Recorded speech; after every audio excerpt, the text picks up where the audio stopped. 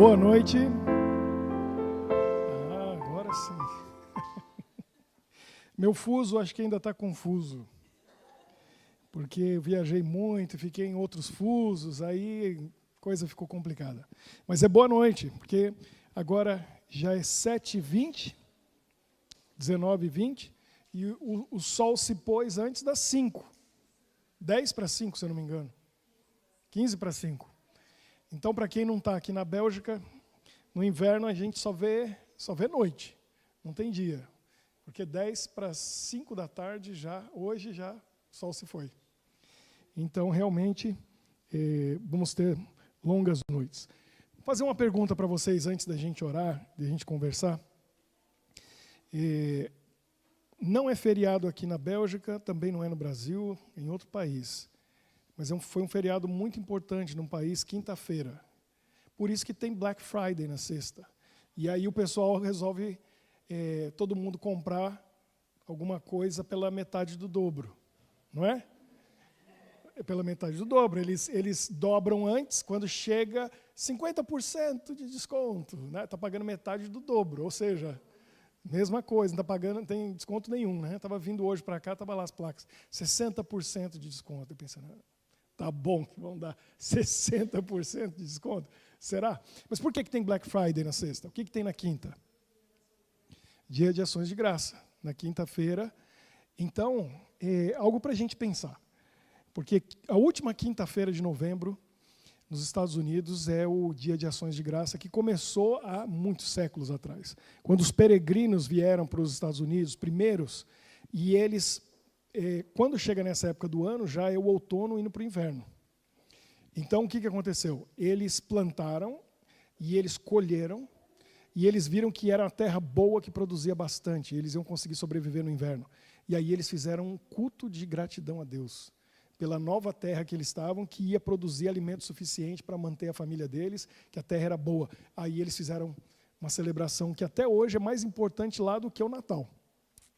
O jantar, ou a ceia de Thanksgiving, do Dia de Ações de Graça, é mais importante do que do Natal. É quando eles comem o peru. O peru, a gente come no Natal, tem lugares que tem essa tradição, e lá é no Dia de Ações de Graça, que morre muito peru, coitadinho dos bichinhos. Então, é um dia de agradecer. E hoje a gente vai falar de oração, e oração, geralmente, a gente usa a oração para pedir. E a oração é muito mais do que isso. Mas a gratidão deve fazer parte da oração. Então, eu queria falar primeiro, hoje, para uma pessoa que não sei se está assistindo agora, deixa eu ver se não, ela vai assistir depois. Uma nova amiga que eu tenho, que ainda não conheci pessoalmente, o nome dela é Janice. A Janice, por acaso, descobriu meus livros, alguém mandou para ela leu, gostou muito, disse que ajudou muito na vida dela, e aí ela começou a procurar assuntos sobre oração, ela descobriu, alguém mandou para ela um vídeo meu sobre oração no meu canal, e aí ela descobriu o quê? Ela não chama de nosso refúgio, ela chama de meu refúgio. Ela colocou entre aspas para mim numa mensagem que ela mandou para mim. Eu assisto, é dela. A Janice, ela assiste o Meu Refúgio. E ela mora lá em Engenheiro Coelho, lá do lado do NASP, onde a Lu estudou. Ela é irmã do Jader Santos. Você conhece ela, a Janice? Ela é irmã do Jader Santos. E ela tem um costume, isso é uma lição para a gente, por isso que eu quero compartilhar com vocês. Ela tem um costume de fazer o seguinte, ela aprendeu isso muito tempo atrás, e já tem muitos anos que ela faz isso. Eles fazem na casa deles um jantar de ações de graça. Ou almoço, não sei se é almoço ou jantar. Nos Estados Unidos, geralmente é almoço. E ela disse, é mais importante que o Natal, e é um momento de gratidão. E ela aprendeu isso porque ela viu, um professor falou, no tempo que ela estudava na faculdade, e mostrou uma reportagem do New York Times, que as pessoas escreviam cartas de gratidão para outras pessoas. E na quinta-feira, que foi o dia de ações de graça, ela não escreveu uma carta para mim, mas ela, como se fosse uma carta, ela fez um áudio de uns 4 ou 5 minutos para me agradecer. E eu fiquei tão feliz que eu falei, eu vou passar isso adiante para vocês. E para ela, porque a minha maneira de agradecer para ela vai ser aqui, ao vivo com vocês, dizendo que isso tem resultado, tem efeito. E a gratidão dela me fez muito feliz, me deixou motivado para continuar a gente fazendo o que a gente está fazendo aqui, no meu refúgio. Ela me contou uma coisa muito, muito forte, porque é um hábito, essa coisa de toda última quinta-feira de novembro, eles, como fazem nos Estados Unidos, tem o Dia de Ações de Graça. Mas teve um ano, recentemente, eles tinham 3 filhos, e eles perderam o filho mais velho. Ele morreu no mês de outubro. E no mês de novembro, a família se reuniu e foi agradecer pela vida do filho que tiveram por tantos anos com eles, mas infelizmente perderam. E mesmo assim, eles tiveram sentimento de gratidão para com Deus, apesar da dor, da tristeza, do sofrimento. É uma coisa que eu não quero nem imaginar, e não consigo imaginar o que é perder um filho. Só quem é pai e mãe e já passou por isso vai saber o que é, porque a gente não imagina. Dizem que é a maior dor que alguém pode sentir. Porque a morte do pai, dos avós, é uma coisa natural que a gente até espera. Quando é um acidente, vem antes da hora, claro que dói muito. Mas o curso natural da vida não permite na nossa mente a ideia dos filhos morrerem antes dos pais. E a Janice passou por isso. Hoje, eu quero começar com uma oração, mas uma oração diferente, porque hoje o assunto é oração, mas eu quero fazer uma oração de gratidão. Já que foi o Ações de Graça na quinta-feira, e eu fui tão tocado por essa mensagem da Janice, quero agradecer a ela, e hoje a gente vai começar com uma oração. E eu quero convidar para vir aqui, porque a gente convida no final, mas eu vou convidar hoje no começo. Quem tem alguma gratidão no coração e quer compartilhar essa gratidão no momento de oração, quer vir aqui comigo para dizer para Deus, eu tenho motivos para agradecer. Você tem? Quem que tem? Pode vir aqui. Vem aqui do meu lado, porque hoje a gente vai fazer diferente. A gente vai começar e vai terminar com a oração junto, mas quem quiser vir aqui para dizer assim, eu tenho um motivo. Você não precisa dizer o motivo. Deus sabe. Mas você está vindo aqui, nesse momento, para a gente começar a conversa de hoje, o bate-papo de hoje, com esse sentimento, com essa ideia. Eu tenho um motivo para agradecer. E eu já falei semana passada, né? Eu conversei com vocês e eu disse, eu fui para o Brasil, passei um mês, e eu rodei 10 mil quilômetros de carro. Vindo para cá, a gente estava no túnel, e o túnel estava, claro, cheio, no horário que estava vindo para cá, e eu ouvi o barulho mais horrível que tem. A freada e a batida. E foram vários carros. E, graças a Deus, foi atrás da gente. Mas o túnel deve estar parado lá até agora. Porque a gente ouviu a freada e só ouviu aquele pá, e de vidro e tudo quebrando, e outro carro atrás, e outro carro atrás. E a gente estava para frente. E eu agradeci muito a Deus, e continuo agradecendo a Deus, porque eu rodei 10 mil quilômetros e não aconteceu nada, nenhum problema. Teve dias que eu rodei 14 horas dirigindo, num dia. Nunca mais quero fazer isso na minha vida. Falei para minha esposa, eu faço 50 daqui 2 semanas, acabou. Eu estou na terceira idade agora. Que a gente entra quando entra no ENTA, né? 40, 50, 60, aí acabou já. 2,5. Está quase, né?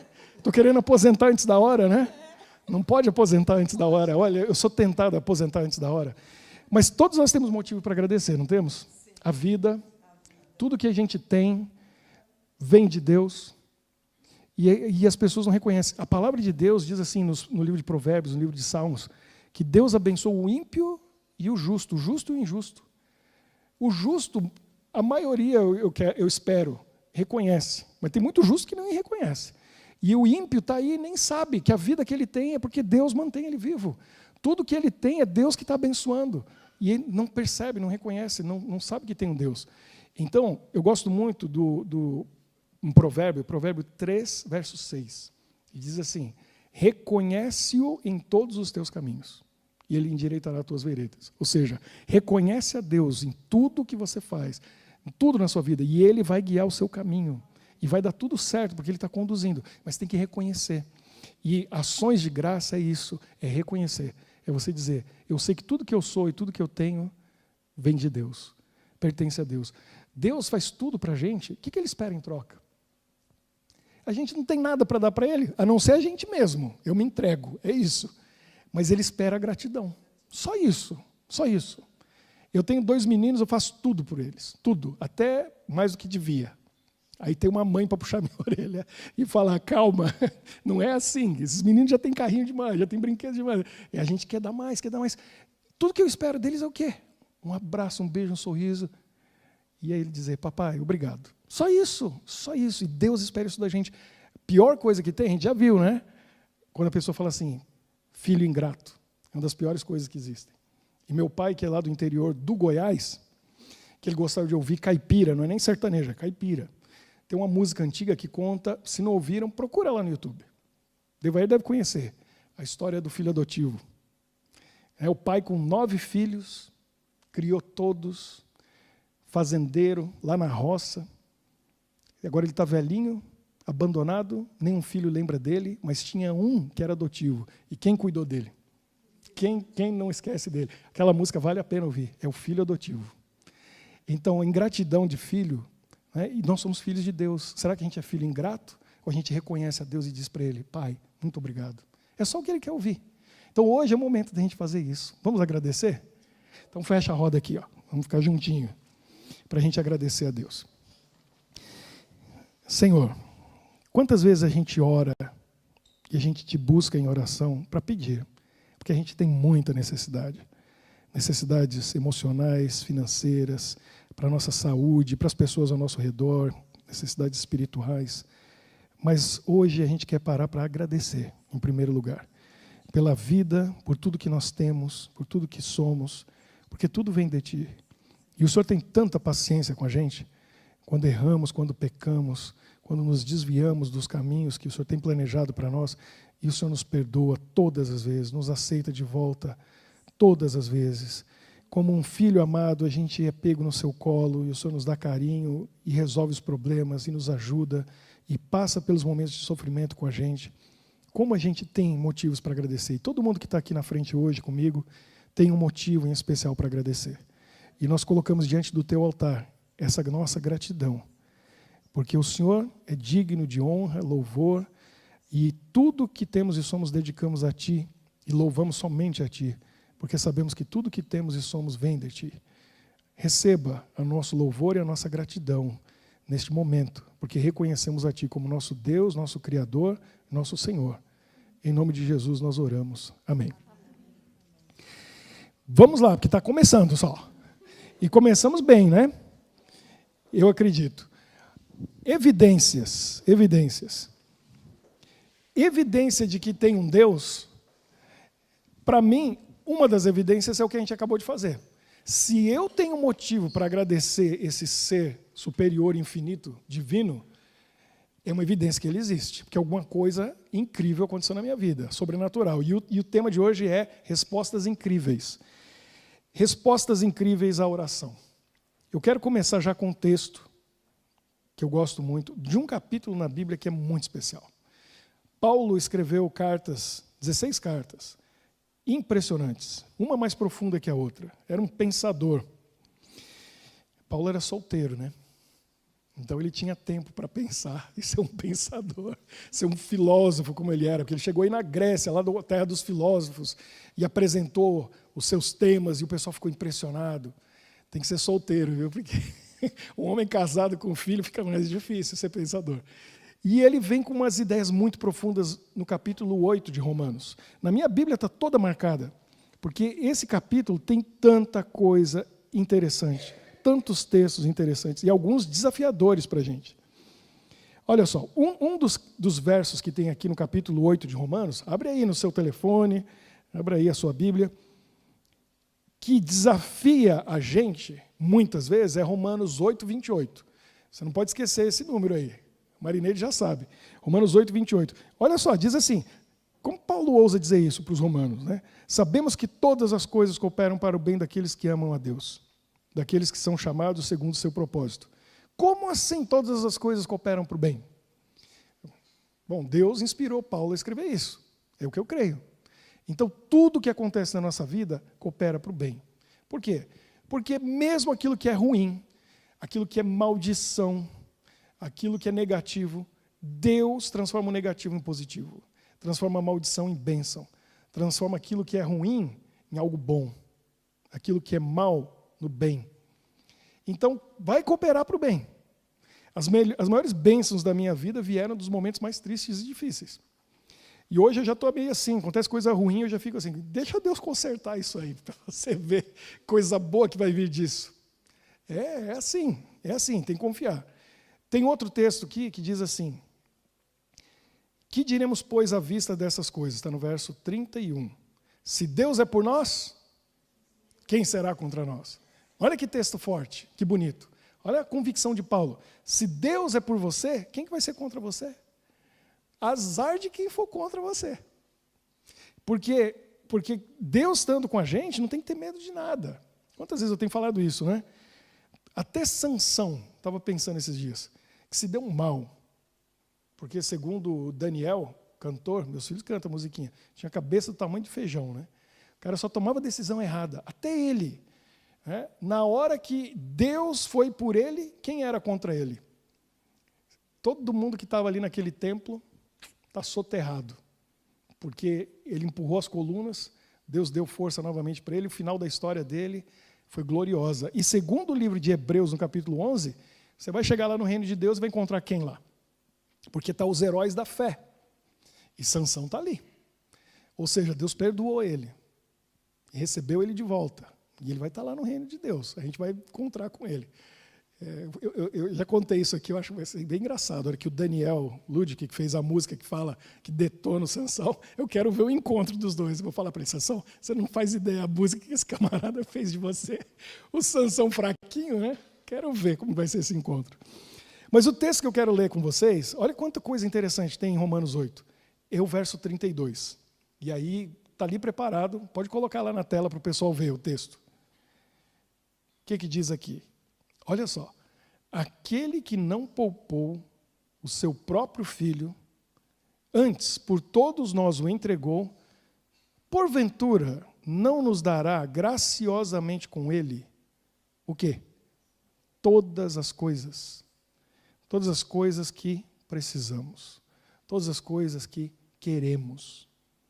Se Deus deu o Filho dele por nós, será que ele não vai ouvir as nossas orações para dar as outras coisas que a gente precisa? Aquilo que a gente quer, que a gente sonha? Quer dizer, não tem nada mais valioso do que isso. Não tem nada mais importante do que isso. Não tem nada mais grandioso do que isso. Se ele já deu o que tinha de maior valor, ele vai dar todo o resto. Ele vai atender a nossa oração. Então, a chave para a oração, para ter respostas incríveis, é a fé. E a fé começa entendendo isso aqui. Deus pode ou não pode tudo? Pode. A questão é, ele quer ou não quer ouvir sua oração e responder?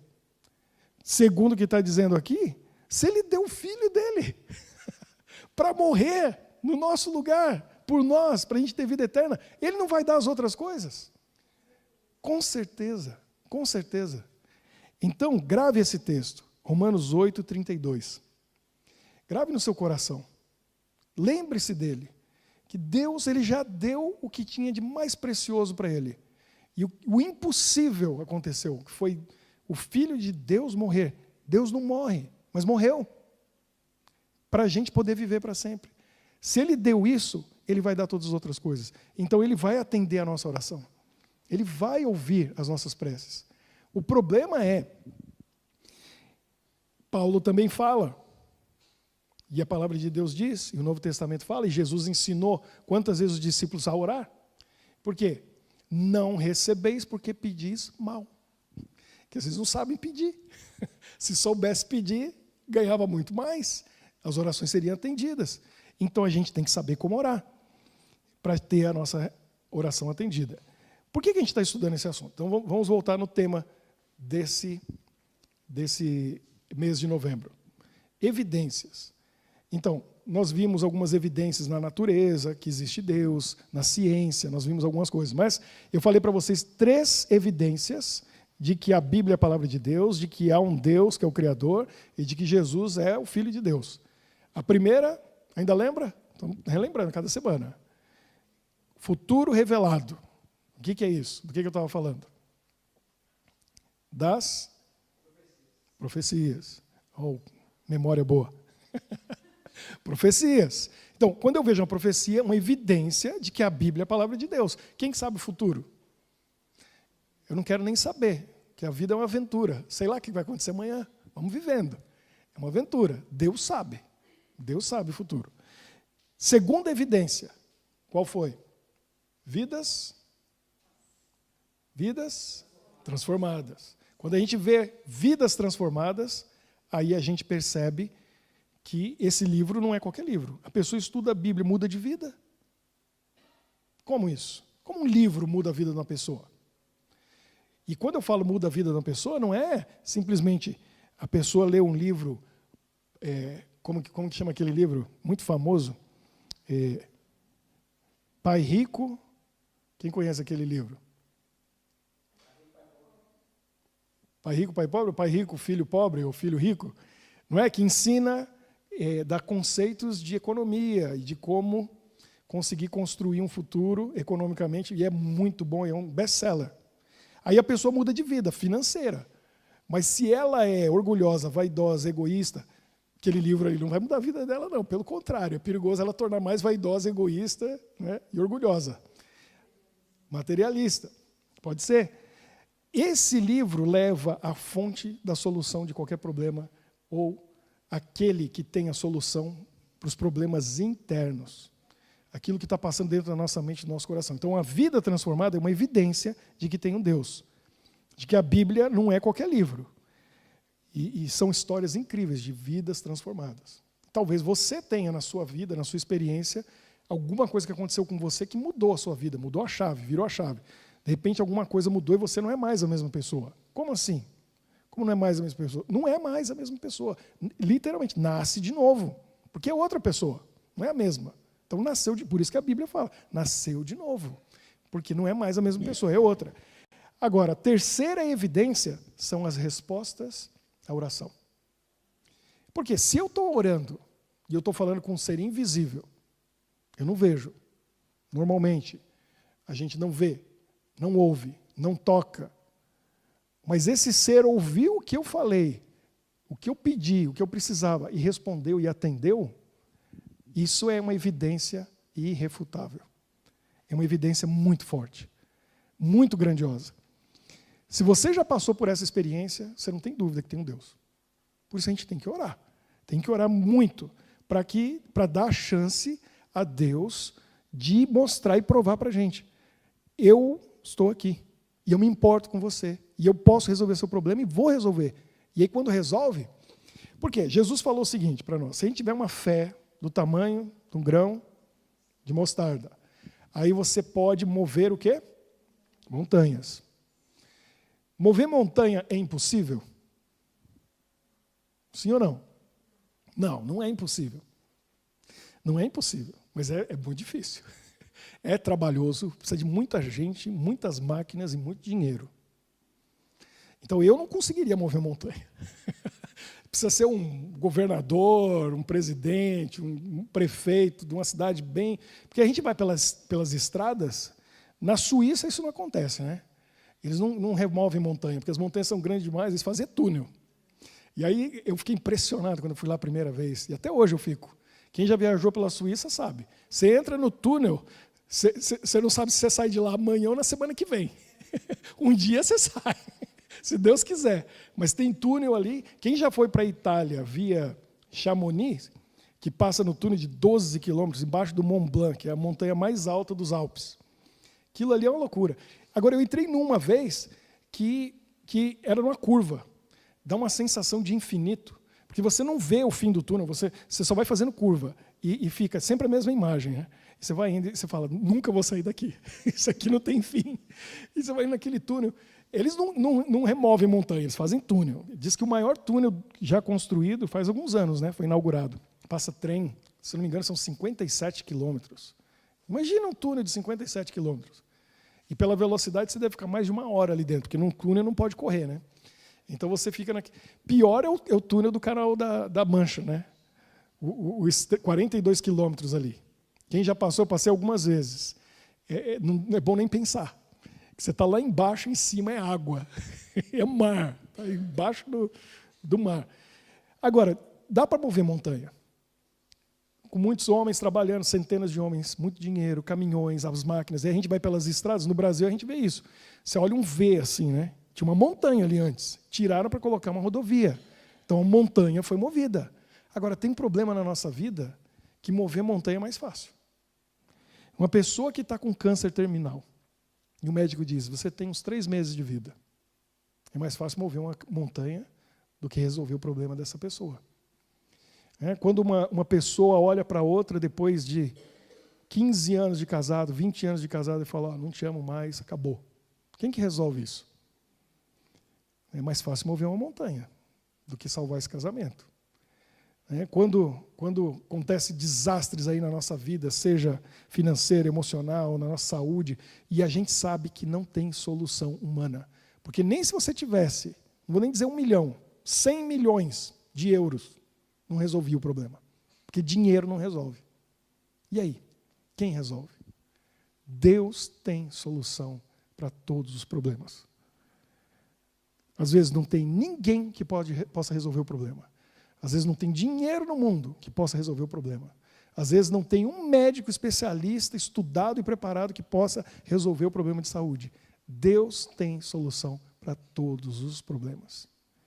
E aí, eu não preciso de dinheiro. Eu não preciso de um médico. Eu não preciso, porque Ele tem a solução. E mesmo que tudo dê errado, a solução já está dada. Porque mesmo o filho da minha amiga Janice, que faleceu, e eles conseguiram no mês seguinte fazer um culto de ações de graça. Por quê? Porque eles sabem que Deus já deu a solução. Por isso eles conseguiram, com dor, sofrimento, lágrimas, conseguiram agradecer, porque a solução já veio. Esses dias alguém me trouxe um pensamento muito profundo. Um sermão de um outro pastor, e ele analisando as coisas da seguinte maneira. Muito bonito a gente ler na Bíblia os milagres de Jesus e o que ele fez. O cego de nascença, meus meninos estavam vendo hoje de madrugada. Eles pulam lá na minha cama e eu queria dormir mais um pouquinho. Aí eu peguei meu telefone. Está me vendo, tarde demais. E deixei eles ver um desenho bíblico, viu, Michele? O cego de nascença. E eles lá vendo. Jesus que veio e colocou o barro nos olhos dele, mandou ele lavar. Linda história. Agora, cadê esse homem hoje? Cadê o cego de nascença?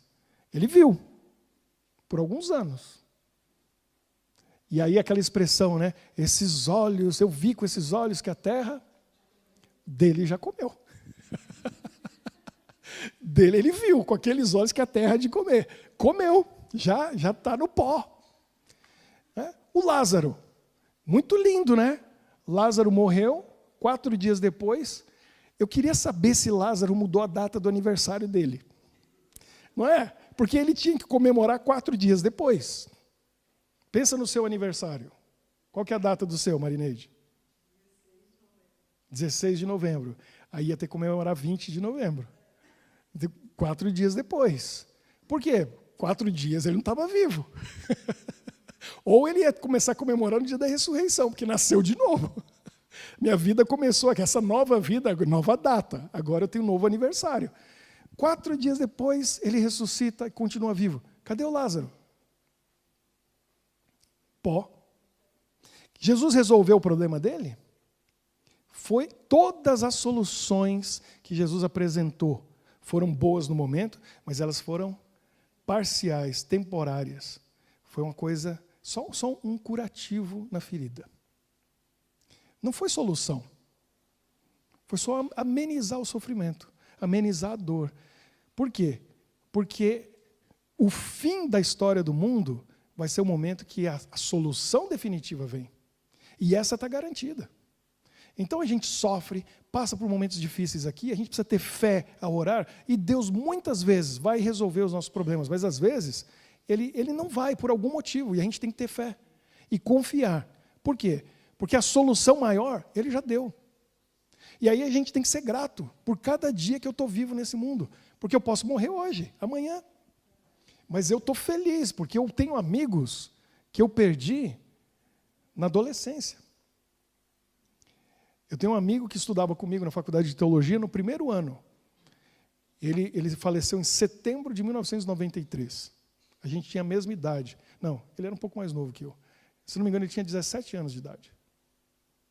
E eu fico pensando, ele morreu com 17 anos de idade. E eu, daqui 2 semanas, vou fazer 50. 5 décadas. Ele não chegou a 2. Eu agradeço a Deus. Eu agradeço a Deus. E a gente tem que ser grato. Por quê? Todo mundo está sujeito. A gente é tão frágil. Tão frágil. Tem um cantor que eu gosto muito, tem uma música que ele fala exatamente sobre isso. Ele é inglês, ele canta em inglês, mas ele fez uma versão dessa música, acho que é a única música dele que ele fez uma versão em português. E ele fala justamente quão frágil a gente é. De quão frágil o ser humano é. Para morrer, tem uma frase, né, que a gente fala em português. Para morrer, basta estar vivo.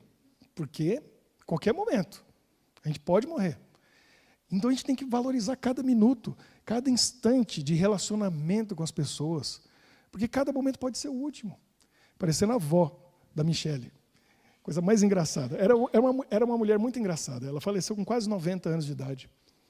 Primeiro, era engraçada porque ela era italiana mesmo. Aprendeu a falar português aos 60 anos de idade. Só falou italiano até os 60. A partir dali, então ela falava umas coisas em português que a gente não sabia se era italiano ou português. Ela não falava sutiã, ela falava sutim. Aí ela ouvia as coisas e gravava errado e ficava. Então não tinha liquidificador na casa dela, era o eletrificador. Eletrificador. Vamos usar o eletrificador. Não era leite condensado, era leite compensado. E a gente ria, né, do jeito engraçado dela. Mas, como o esposo dela morreu, ela era jovem. Você vê, ela morreu com quase 90 e ela ficou viúva uns 40 anos, porque ele tinha 40 e pouco quando morreu. E aí, quando ela chegou ali, por volta dos 60, ela pôs na cabeça, porque ela teve que ser internada no hospital, aconteceu alguma coisa, e ela achou, eu vou morrer. E ela ficou 25 anos vivendo cada dia esperando a morte. E não vinha. Porque demorou 25 anos. Ela tinha uma malinha pronta para levarem para o hospital, porque ela achava que ela ia um dia cair, ficar mal e tal, ia levar para o hospital, tinha que levar a malinha pronta com as coisas dela, e aí, dali ela não ia sair, ia morrer. Então, toda vez que despedia dela, era assim. Ela dava um abraço, dava um beijo, até logo, nunca se sabe, pode ser a última vez. E a gente ficava pensando, e foi um ano assim, foi 25 anos de abraço e beijo, que pode ser a última vez. Mas um dia chegou. E eu tive o privilégio de estar com ela algumas semanas antes, porque eu estava no Brasil, a Michele estava aqui, e eu vi a avó dela e visitei, porque ela morava em Foz do Iguaçu, e eu passei por lá. E algumas semanas depois, infelizmente, ela estava com Alzheimer, ela caiu. Mas teve uma vida longa. E ficou vivendo os últimos 25 anos, achando, pode ser agora. E não chegava esse agora. Né? E tem gente que acha que não vai chegar nunca e morre jovem. A vida é imprevisível, mas a gente tem que aproveitar cada instante, cada minuto.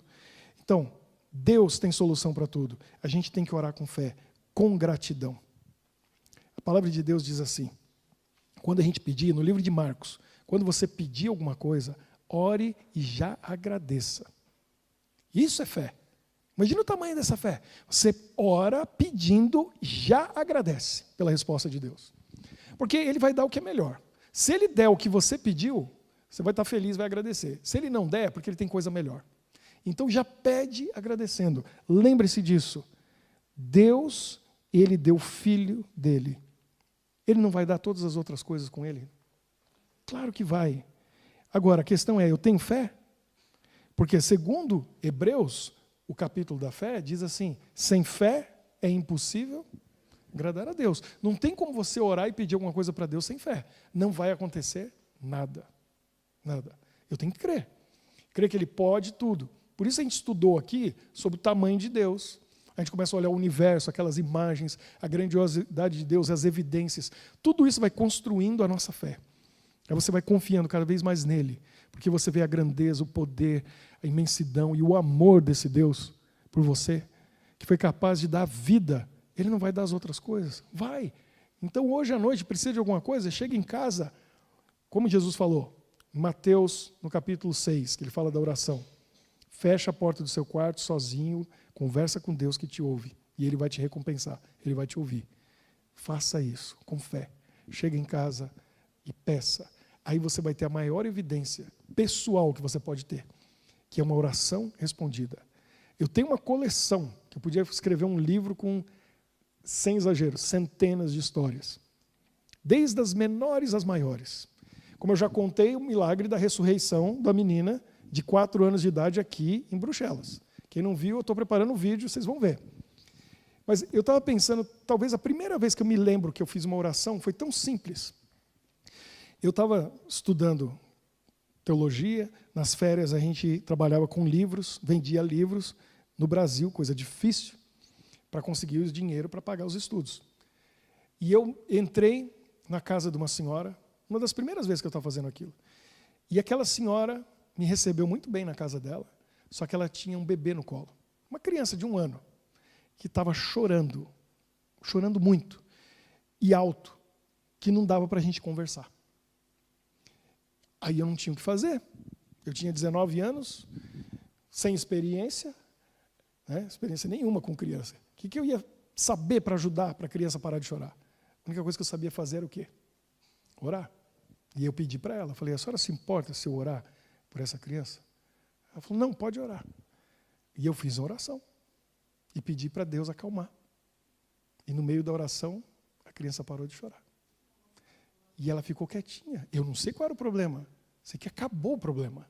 Porque ela não chorou mais. Ela ficou boazinha, quietinha. E a gente pôde conversar. E eu vi um milagre simples, na minha frente. Uma oração respondida. Aí você olha para aquela oração respondida e você junta com outra, e outra, e outra, e outra. E a sua fé vai crescendo.